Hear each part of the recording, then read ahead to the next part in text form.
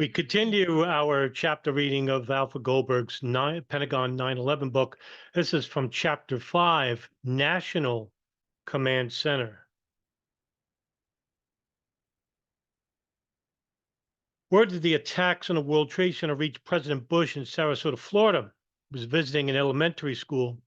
At approximately 9:30 a.m. at the school's crowded media center, he spoke briefly to educators, parents, and reporters about the New York attacks, asked for a moment of silence for the victims, then immediately departed for Air Force One to return to Washington. En route to the airport, he learned that an airplane had struck the Pentagon.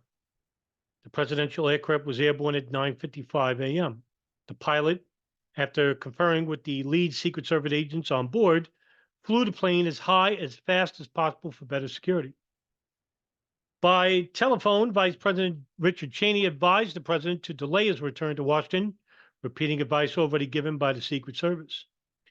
At approximately 10:10 a.m., Air Force One changed direction and headed west, eventually landing in Barksville Air Force Base near Shreveport, Louisiana. And just to stop here, I just want to add some thoughts about why Cheney didn't want Bush back. Now, if we, put aside conspiracy theories, this is basically the fragmentation of government on purpose, so that if Bush went back to the Pentagon, which he was going to, he was going to go back to the Pentagon. Who's to say that Rumsfeld, Cheney, and Bush, get hit by an airplane, they're all dead, right?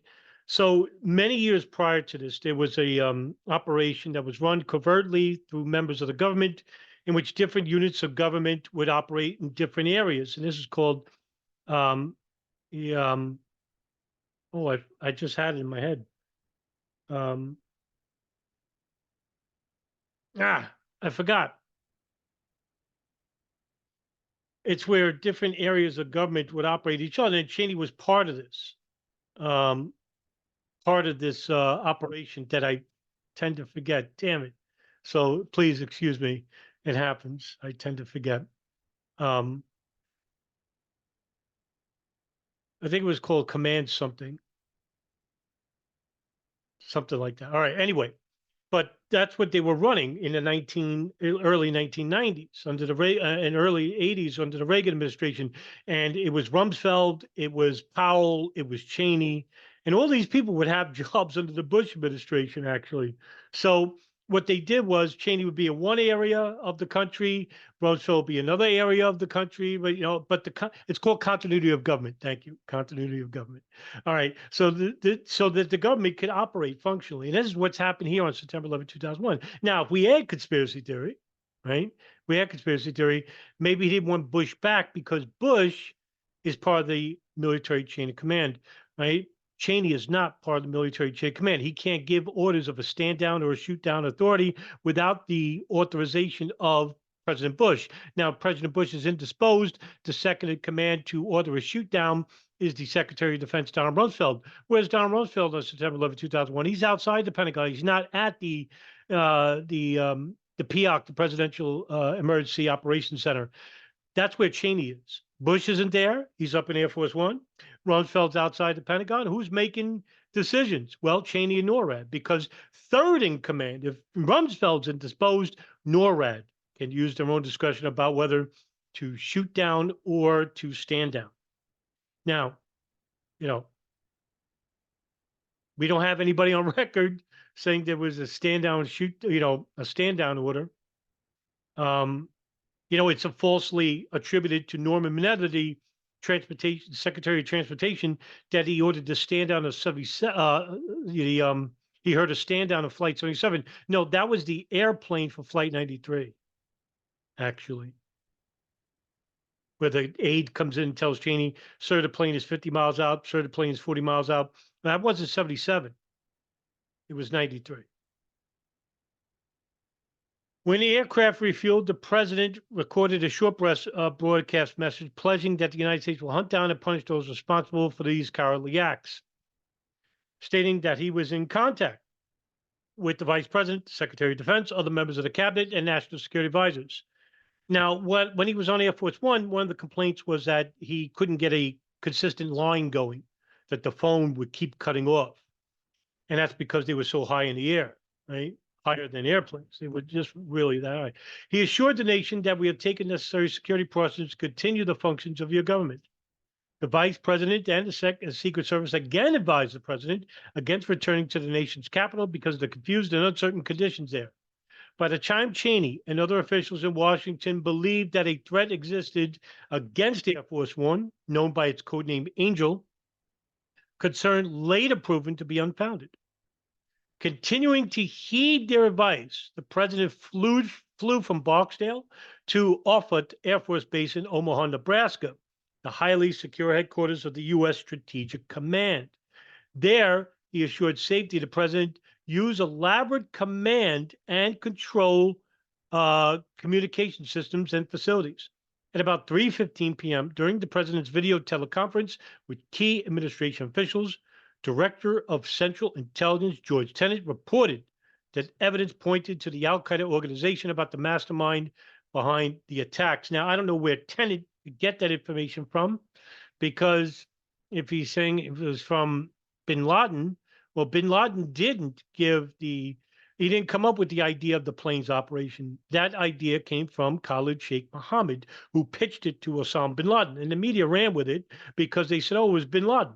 Now, bin Laden wanted to attack the United States. That was the headline of the presidential daily brief on August 6, 2001. But it made no mention of how the idea came, where the plane's idea came from, because hardly anyone knew about Khalid Sheikh Mohammed. Very few. In the Pentagon, Rumsfeld was hosting a breakfast meeting with members of Congress when word came down that a plane had crashed into the World Trade Center. Following the meeting, he was told to strike into the second tower in New York. In his office, listening to an intelligence briefing at that moment, the Flight 77 struck the Pentagon. Rumsfeld recalled, the plane hit the building, and the building shook, and the tables jumped. Thinking bomb, the secretary opened his office door and asked Vice Admiral Edmund Giambastini, his military aide, what the hell's happening? On peering out the window and seeing nothing unusual, he went to the hallway and asked his plainclothes security guards, Officers Aubrey Davis and Gilbert Olda, what was going on. Listening to Pentagon police communication traffic via his radio earpiece, Davis stated that there was a report of an explosion at the mall side of the building. Rumsfeld immediately hastened down the E-ring in that direction, accompanied by his two guards, his communication officer, and the deputy director of security for the secretary's office.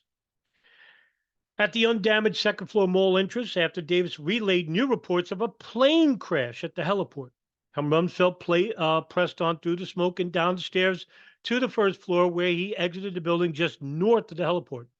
Oh my Lord, the whole place is burning, he later remembered.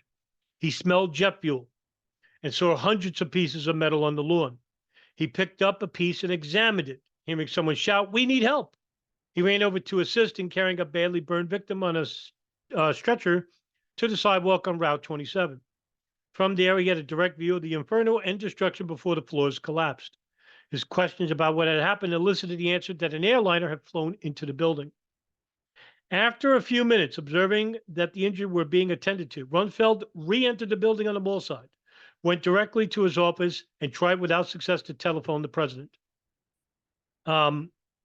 Then, proceeding to the Executive Support Center on the third floor, he joined a White House video teleconference in progress. From Air Force One, the president telephoned the secretary after 10 a.m. Rumsfeld told him that despite the severe damage, the Pentagon still functioned. Because the Executive Support Center had too few phones, desks, and computers, and its telephone screens were small, shortly before 10:30 a.m. The secretary and his staff moved one floor down to the National Military Command Center. The spacious, compartmented center, although smoky and without air conditioning, had electrical power, and its communication and computer systems were operating adequately. General Richard Myers, vice chairman of the Joint Chiefs of Staff, had come to the command center about 10 a.m., standing in for Chairman General Hugh Shelton, who was on his way back from Europe. Soon after arriving at the command center, the secretary participated in an air threat conference call with officials from the North American Air Defense Command, a representative from the Federal Aviation Administration, and Vice President Cheney and others in the White House shelter conference room. At 10:39 a.m., this is after Flight 93 had crashed in Shanksville, Cheney gave Rumsfeld a situation update. At 10:53 a.m., Rumsfeld raised the military defense condition from level 5, the lowest level, to 3, an intermediate level, requiring a heightened alert status for U.S. armed services worldwide. During the morning, while in support and command centers, the secretary focused on immediate questions relating to control of U.S. airspace, the status of the fourth hijacked aircraft, grounding of all civilian flights, tracking of unidentified aircraft, the possibility of more hijackings and attacks, possible orders for launching intercept traffic, maintaining combat air patrols, and providing rules of engagement for fighter pilots. All this is coming a little bit too late. He sought information on the security of the nation's borders, the identity of the terrorists and forces available to the Persian Gulf area. He also telephoned Defense Minister Sergei Ivanov in Moscow, requesting that the Russians terminate a military exercise, which they did. And he ordered the U.S. Strategic Command to end its Global Guardian exercise, testing nuclear command and control procedures. Reports on the number of people killed and injured at the Pentagon and the World Trade Center helped him provide guidance for public information statements.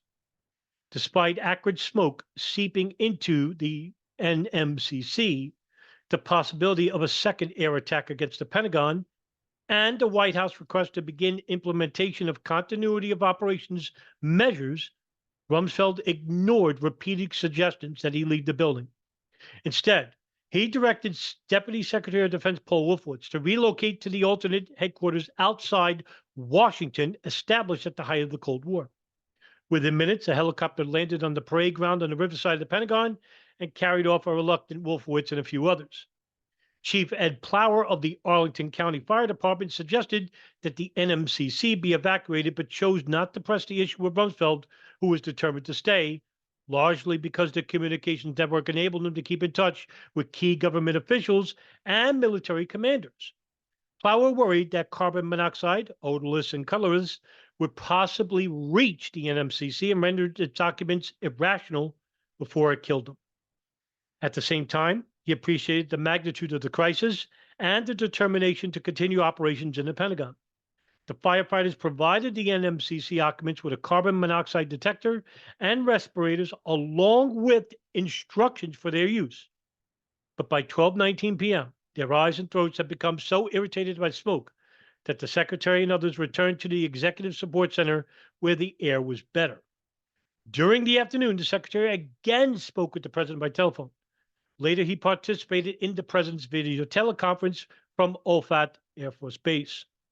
Besides tracking aircraft, at noon there were still dozens of planes in U.S. airspace, and some airliners inbound from other countries.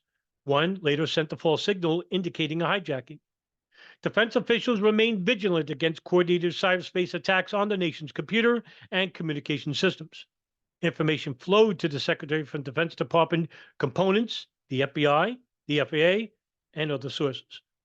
Calling from the alternate command post, Paul Wolfowitz reported that the computer and communication systems there functioned poorly or not at all. He could, however, participate in video teleconference calls. And that's the end of this chapter. And thank you very much for tuning in and putting up with me and taking an interest.